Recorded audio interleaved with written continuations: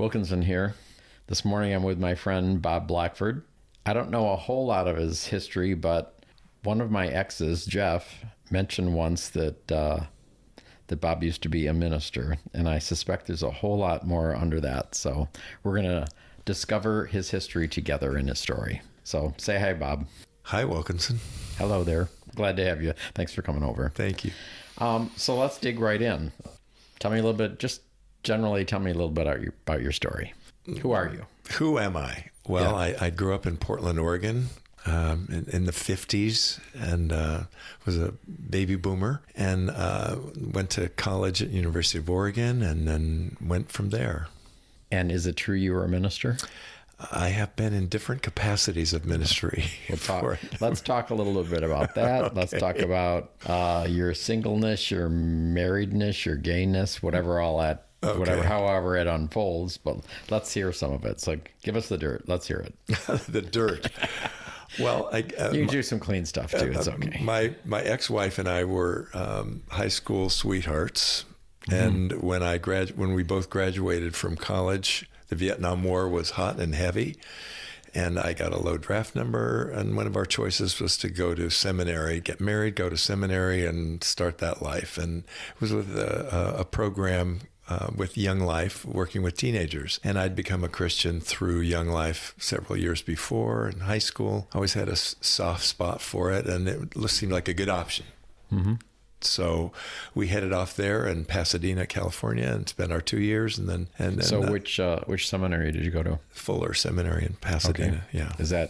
That's fairly conservative, right? It is, but they have a psychology PhD program, and so but theologically, yes, it's conservative. Okay. So you dove right into Young Life. Dove into Young Life, did that for just a little while when it fell apart, our first mission out, and ended up working in a Presbyterian church in Spokane for about 4 years as a youth pastor, and then was recruited back to Santa Barbara to do Young Life and resurrect it, and spent another 10 years there. In the meantime, we had one daughter that was born when we were in seminary, and another one that was born a few years later up in Spokane. So I had 2 little baby girls and a fresh start in Santa Barbara at 27, and had been married right after college. So. All right. Then what happened? Well, then at about when I was turning 29, just before that time, I was struggling with with these desires internally that you couldn't quite make work and fit into the theology of what I was doing. And so I scheduled an appointment or a meeting down in LA. There was a meeting for all of us regionally, and I set myself an extra 4 or 5 hours to kind of settle the question. So I dropped down into Hollywood Boulevard and went to a porn shop. You're losing me here. So you were at a conference of sorts? I was just meeting some of our other Young Life people there. Okay, but they were not ministry people. Privy to what you were. You didn't share your story with them or anything like that. No. This is all in secret. So on your own time, my own time. Now resume. You went to Hollywood Boulevard. Okay. Right. All right. Then what? Dropped in, and this is going to sound crazy, but maybe not to all your listeners, and certainly not to me at the time. I walked into the porn shop, and on the right where it was all the straight porn, and on the left was all the gay porn. And it was anonymous. That was my point of going there, where no one would see me, know me. Like I couldn't do that in Santa Barbara, too well known. And I immediately went off to the left, to the gay porn. I had no interest in the cheesy straight porn. And did you know that you were attracted to men before that? Yeah, but I'd had a few little incidents, not anything direct, but it was just beginning to. I had a good sexual relationship with my wife, it seemed like. So you put all that on the back burner. Just put it on the back. But this was something I just wanted to test out and see. And while I was in that porn shop with that on the left side, I was cruised. Didn't know I was being cruised at first by a really Did you know what cruising was? I didn't really know. No. Okay. No, I didn't. And he was a good-looking man in a 3-piece suit, with a top coat over that. And he kept looking at me, and I was attracted to his face and what I could see. Anyway, I ended up going back with these extra hours I had planned back to his apartment and had my first real honest gay experience. So when you were doing that, where were you on that? What was your emotion? I mean, Oh my gosh. So your wife, I mean, would you feel guilty? I mean, what was going on in your head? I felt guilty. And all. So what happened? What were you thinking? Well, I wasn't thinking anything. I was a little scared. What were you feeling? I was a little afraid, actually, because I'm going to an apartment of somebody I had just met, and I knew we were going to have sex, and I didn't know really what that was going to turn into. And you never did that before? I'd not done that before. Okay. No. And it turns out that it was before videos, but he was a porn guy in magazines. And, wow. Just a beautiful body, a good-looking guy. And he was probably about 6 or 7 years older than me, but seemed much older at that time. And he introduced me. We had about a 3-year on and off relationship. I would make more time over the years to come down. But were you with other guys in that time too, or just him? No, just him. So he was kind of he was my mentor in a way, a strange mentor, but he was a mentor. And he was, that's during the time of 900 numbers. So he got money that way. He was working at a department of a major department store. Wait, so what is a 900 number for those that might not know? That was when you could call it in and you get charged per minute for that, and you'd talk to somebody on the phone about sex, and it was the early version of sexting. Okay. So it's so much easier now with texting and stuff, right? Yes, it is. Okay. All right. So 3 years, 3 years passed. I was thrilled. And he had marijuana. And I managed to get all the way through college with my Christian friends without ever smoking, right? When it was, and you never tried marijuana before that? I never tried it. Okay. So I was fresh. And I was just exhilarated, but I also was, deep in shame of when I left, to drive back home. And all this time you were married? All this time I was married. For those years, I was married another 30 years. 30 years after that? After that. We were married for 40 years total. Wow. I know. Wow. I don't know whether I'm proud of that or ashamed of that. So that's a long time. And when you're 29 to 32 with this guy, you're gay. Yeah.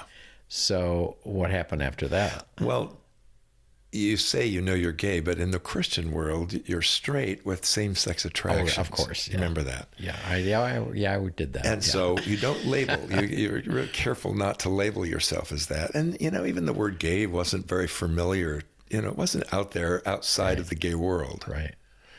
This is the early 70s. I mean, the early 80s, excuse me. It was the early 80s. Okay. And I probably saw him 10, 12 times over once every 3, 4 months. I'd make an extra time, or go down the night before. He'd take me into a bar in Silver Lake and show me around and make me go into the back room by myself. And he would be behind me, following me to see that I wouldn't get into too much trouble or get, We won't go into details, but that's where all the shenanigans That's where the shenanigans were. Okay. Right. Okay. So that whole thing with him only lasted 3 years. Yeah, and then it ended. Then I just had to stop it. I just felt like I can't keep. So living you ended like that. Yeah, I did see him a couple of times. I saw him one more time actually in about 1984. By then, maybe. And by then he was working at the downtown LA bus station there, and he looked terrible, and he was coughing and hacking, and I didn't know anything about. I was just barely hearing about HIV and AIDS, and it was of course it was not called that then. It was ARC, or gay-related disease, and it was a mystery. The mystery. Yeah. Okay. Keep going. So then what? I'd been donating blood in Santa Barbara. And what year was this? Students, all the time, because I didn't. But what year was this you're going into right now? At what point? Was it 1984 then? It's 84, 85. Okay, right? All right.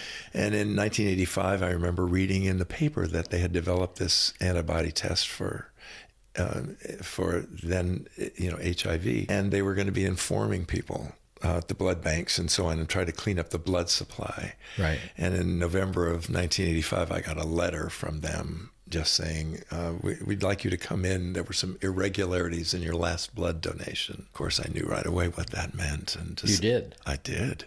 I'd read about it, and by 1985, I think even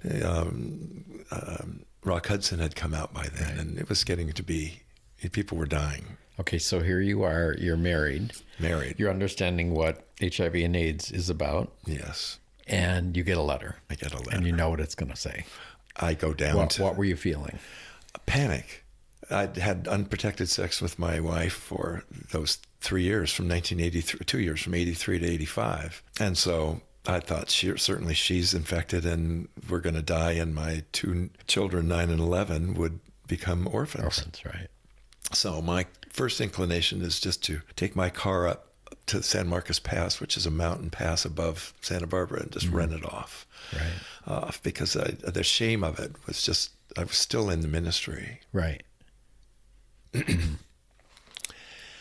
I didn't do that. I went to a friend, and he stopped me. Didn't do it. I know. But the world did not look like it had a future for me at that time. Right. They gave you 2 to 3 years at the most, of from infection to, and because they didn't have the meds back then. No meds, and it had been already 2 years that I'd been with this guy. Okay. So you find out, so you go to the appointment and they confirm what you feared. Well, I went to the blood bank, and these 2 older ladies who knew nothing about it. They just nobody kind of knew matter of anything fact, then. They just said, well, you're positive, and of course I already knew, and gave me a doctor's number, and called then and set up an appointment for me in a couple of weeks. He turned out to be a really great friend, because I was one of his few surviving AIDS patients at that time. So that night I went home, and after we put our girls down, I sat down in the bed and told her, and it was as though I had a double-barrel shotgun aimed right at this beautiful little deer just facing me. I had to tell her that I had a homosexual relationship and that I had HIV. So she didn't know that you didn't have words for it, but that you were gay at that point. No. She didn't know that. No. Wow. Knew nothing about it. And what happened? Well, a lot of coldness, a lot of tears. It's just a horrible time in our life. Did she connect the dots and say, well, what about me, or not? Yeah, pretty much. I mean, I think I said it right away. I believe we said, and we have to get you tested. And so the shame is going to go on and on for a while till we learn that issue. Didn't touch each other. So she was tested. She was tested 2 weeks later. We went in, and at that time it took 2 weeks to get the results of a blood test, and so we waited another 2 weeks, and then went in and met with the doctor, and kind of got his take on things, and and there was nothing positive about it, but he was such a positive, wonderful man, and it was kind of infectious diseases, and this had taken him over, and so he knew what there was to know, and there wasn't much to know then. And what was her result? She was negative, and she remained negative in our whole marriage, the rest of the marriage. So that was. So you stayed married for 30-something years after that. We stayed married another 25 years after that. Yeah, until 2010. And you had experiences during that time, or not? I didn't have any for a long time. Okay. I mean, there was a long period of time, because I just thought I was going to be dying soon. So every birthday of my girls, every Christmas was going to be the last. Right. And we didn't plan anything more than 6 months ahead, because, I didn't know whether you'd be well enough to plan a vacation or, doing anything that far in advance. So it just became a very present-oriented thing. I quit my ministry and started working for an insurance company. Hated that. And you didn't tell them why you were quitting? Of course not. So with your relationship with her, did she forgive you or attempt to forgive you and move on, or how did that work out? I know you can't speak for her, but I can't. But she became. We ended up speaking all over the country, really, after years later together. And yes, she did profess forgiveness. Okay. I think, interestingly enough, I might have been the only one who didn't feel it. Okay. But it was a great story for women to have. Let's go on. This, you can have an affair. Someone can have an affair, and it can go on. But she was a great faith in God, and her Christian faith from childhood had carried her through that, and she expected God to either change me, or somehow make it work, redeem it. in some sense. And years later, we discovered that. So toward the end, you said, and obviously it ended at some point. So what led up to that? Well, did things start coming apart at the seams again, or what? We didn't go public for another 10 years, so it was 95 that we went public. We'd collected about 6 or 7 couples around us to support us that nobody knew anything about HIV and AIDS, of course. And little by little, I would tell one friend here, one friend there, and all those, those 6 couples. We told our daughters, and when they were 17 and 20, and needed to know, that, and had a counselor, a therapist ready for them, and tried to do what we could, but there was no roadmap how to get through this. So when you told your 2 daughters, was that the first inkling they had that you were gay? Yes. So Dad's gay and he's HIV positive. And so, yes, because I'd had a very severe bout of the pneumonia a year or so before, and we thought, all right, it's getting close, and my T cell count was getting way down there. So you thought you were going to die? Yeah, of course. There was nothing coming up yet that would change that. So we told them, and they had different views of their different reactions to that, but they were, they're completely great now. Everything turned out way better than I would have ever expected it. Right. So, and then I had to quit my job in 95 because my T cell count went way below 100. And you said you were doing insurance at that point? I was doing insurance and securities, yeah. So I had to go on disability in 1995. And I ended up writing a letter to every one of the agents and all our old Young Life staff and people that we knew well. I just thought, I don't want to hide. I'd heard of several other Christian leaders who'd been HIV positive, and they were lying, saying, they'd gotten it during a transfusion when they were sick and blah, blah, blah. And so I said, if I'm going to do this, let's just at least be honest and go straight forward into it. So we sent letters out to everybody we knew saying, here's the deal. And the letter was signed by both of you? Uh-huh. And what was the response? Well, mixed, of course. From my colleagues at work, it was just, oh my gosh, wow. Are you okay? Yeah. From some of the Christian leaders in town, it was, what? What are you doing?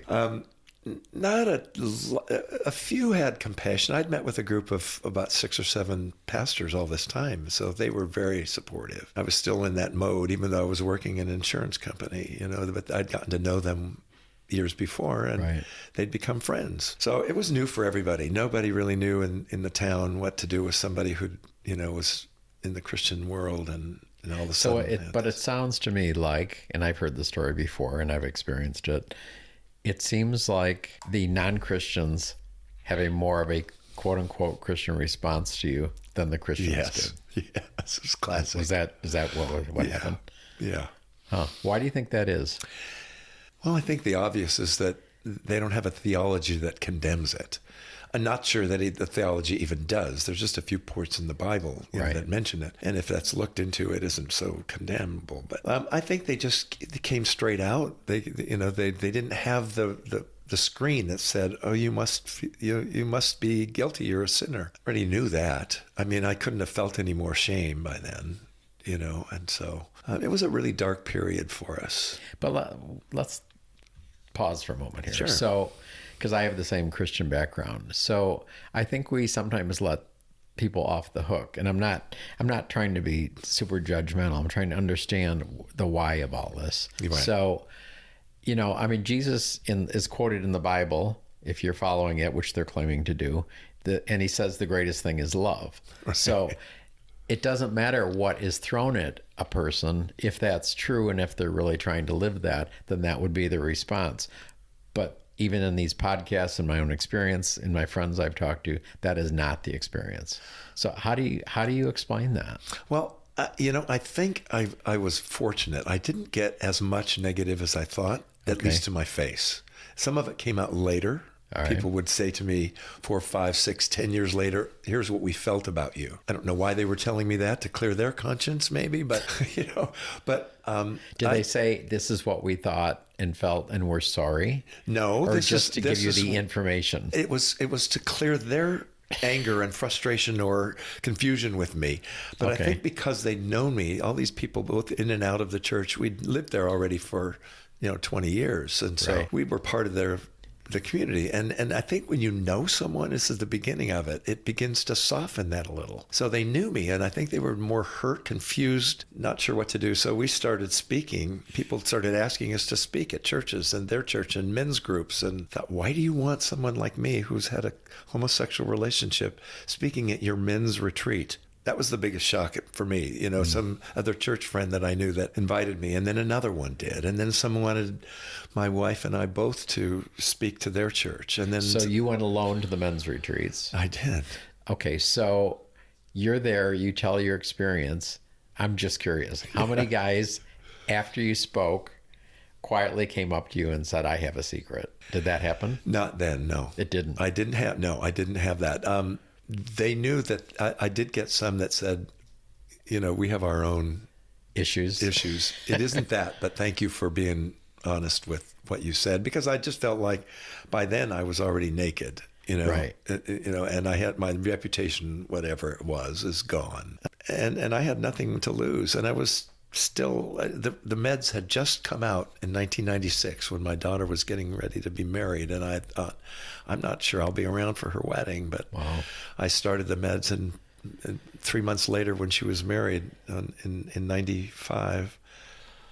96, excuse me, I lost lots of, I was wasting away from the HIV and was way down in weight, and I'd gained 25 pounds. I was able to be at her wedding, my oldest daughter's wedding, which I'd never dreamed I would still be around for that time. And then started the meds, you know, the up and down of the cocktail. As they discover new ways of... You're right. And they didn't work for me very well at first, and they would work and then they wouldn't. And so the next 10 years were a roller coaster of that.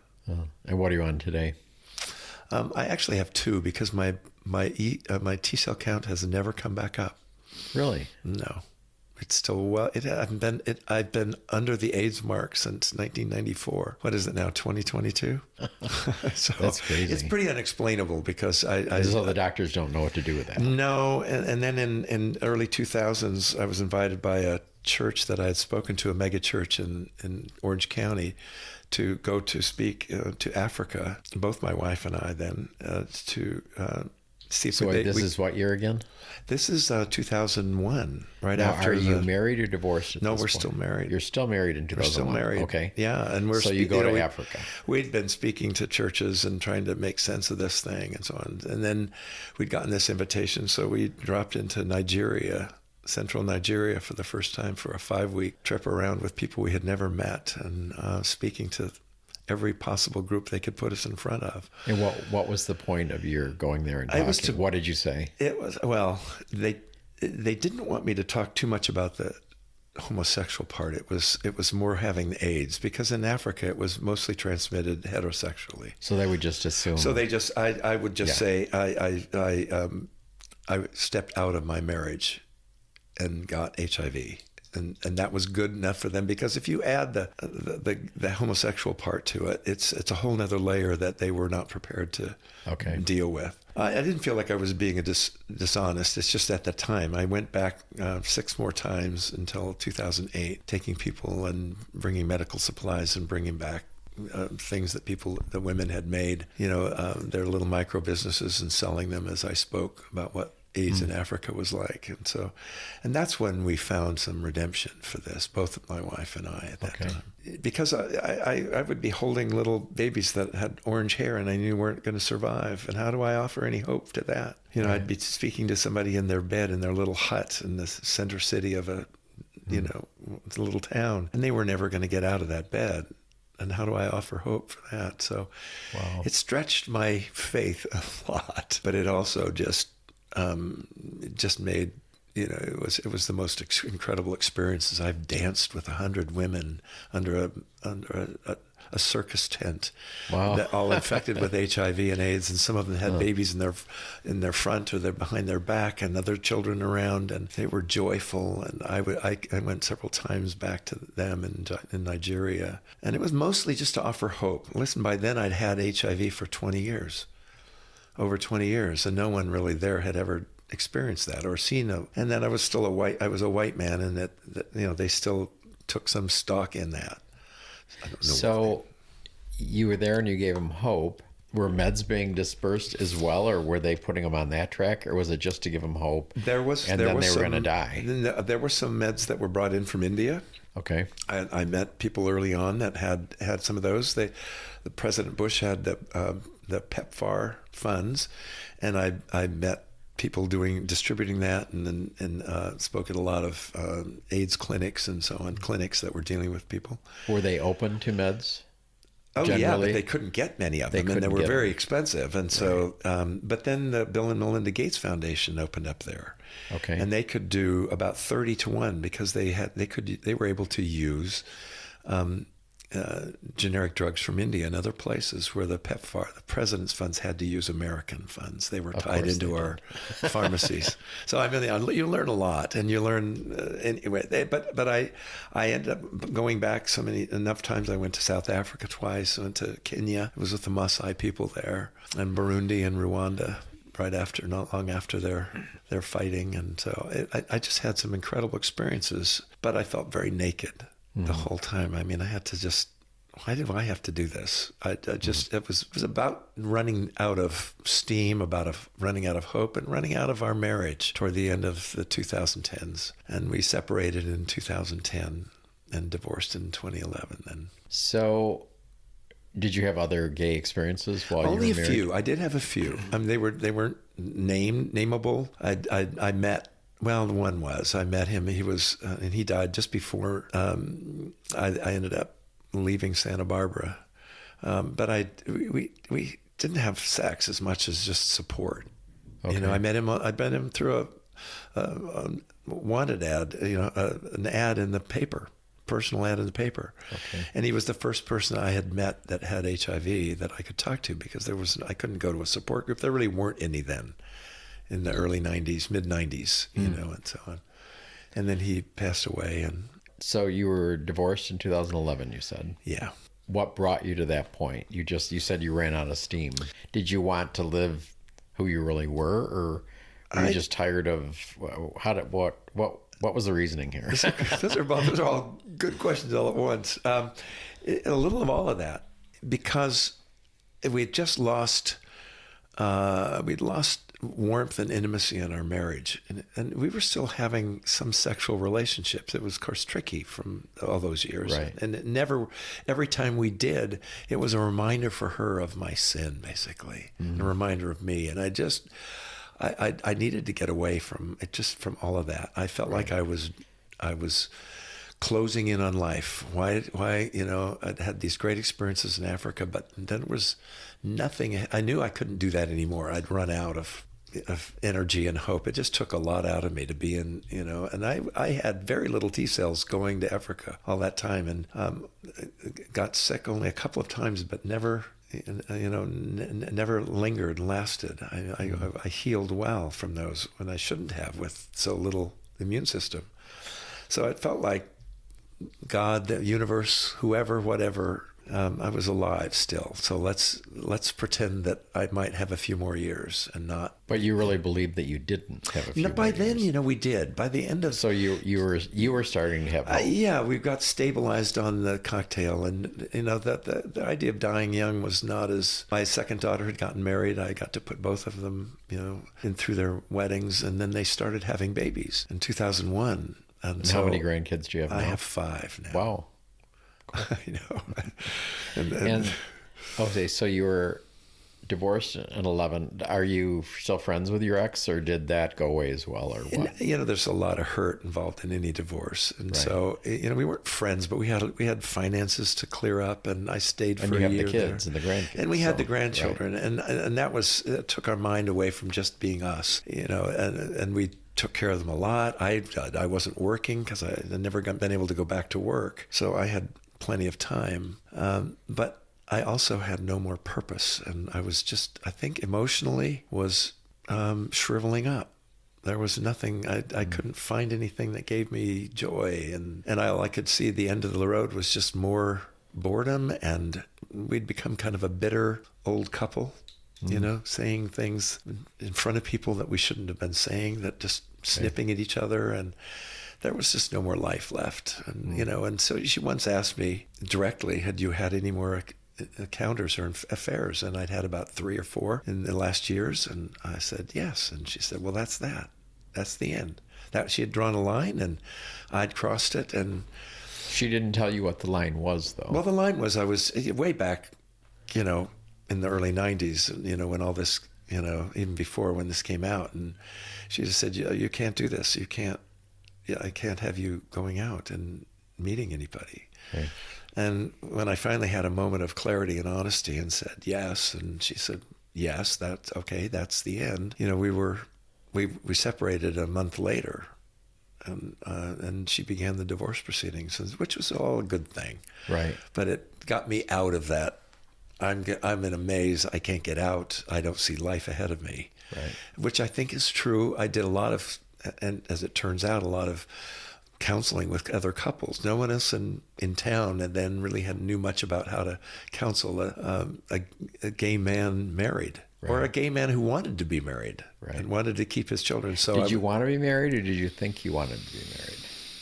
I didn't. I knew I needed to not be married to her. It wasn't that we had a horrible relationship and I didn't not care for her, but we'd become roommates in a sense, and I think we just needed, it was a lot of pain, and telling our kids that this is what we'd done. We'd already told them, they knew, and in 1999 I wrote a book, and then 2001 a good friend of ours, a talented friend, did a video of us, kind of a documentary of me, coming through this and almost dying from the pneumonia and being, I want to say, supernaturally healed from that. Right. Kind of overnight. So you're in 2011. Yeah.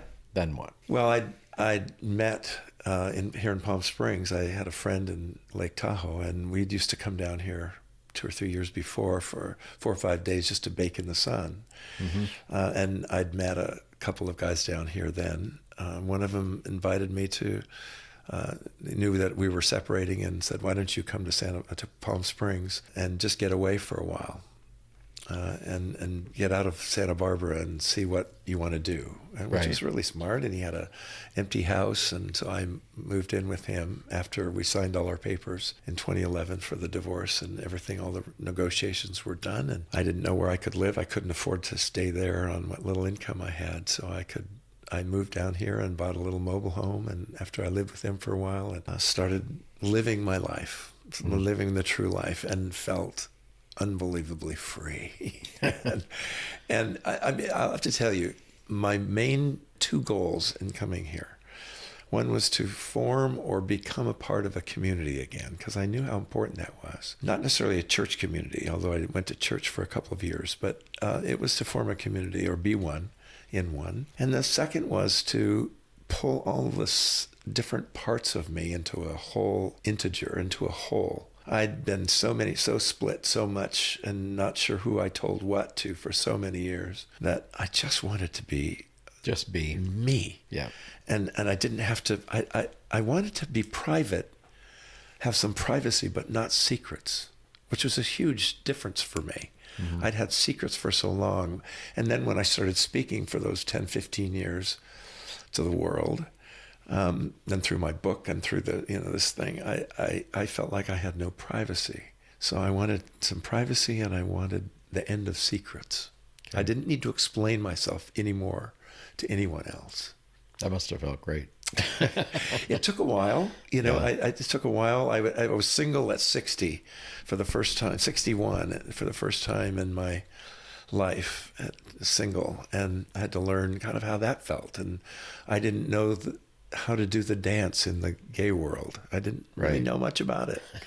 I'd never had a good relationship. I'd had a couple of secret ones, but nothing that didn't involve secrecy. And so all that was new to me, and I'm 10 or 15 years older than I should have been moving here in my mind. I thought I'm too old. Right. I wasn't thinking about a relationship. I just wanted to pull my own self together into a whole person. But you are in a relationship now, correct? I am. Who are you with? His name's Michael. Where'd you meet? We met at the gym. I've been doing the gym since I was 40, and I had to stop when I got really sick in the 90s, but I picked it up again. And You do look pretty good. thank you. I've been able to keep up to the degree that as we get older, we can. Right. And we met at the gym just chatting, and he had 3 adopted children with his ex-gay partner, three sons through the system. And so that brought us together a bit, and we started seeing each other. Lived in LA, and I was out here in Palm Springs. And a year and a half later, we bought a house out here and have worked on it. And he still works in LA at part-time. And so at some point you must have said, we're together, huh? Yeah, 4 or 5 months, 4 months maybe after meeting, we were afraid of that. But neither of us were really looking. Neither of us were. I was happy being where I was. I had and found he had friends. split with his ex by that point? Or? Yeah. Okay. About the same time I had been single, so he had plenty of time to be single again. And he's just a fantastic guy. This isn't about him, but he is just an incredible man. Oh. Yeah. So you found your groove. I did. I think other than moments of times in my past life when my daughters were born, when they were married, certain times in Africa speaking and being with people there and experiencing that life, I have never been happier and more content and at peace. And I feel bad. I still have several friends who are still married, who went through the Living Waters program with the ex-gay ministry program that I was leading for years, and they still are fighting that. And I am not about to ask them to leave their families. I understand what it means to love your wife, your spouse, and not want to hurt them, and yet I couldn't keep living as her husband. Right. She remarried within 2 years of our divorce to an old friend who was also divorced then, and he just slipped right into my place, into our house, into our friends, into her life. And you were okay with that? Oh yeah. It took all the pressure off of me and my daughters, help her through the transition. She's fine. We're all fine. We're all happy where we are. Great, heartwarming and at times heart-wrenching story. Thank you for coming in and sharing it. Thank you for asking me. Appreciate you.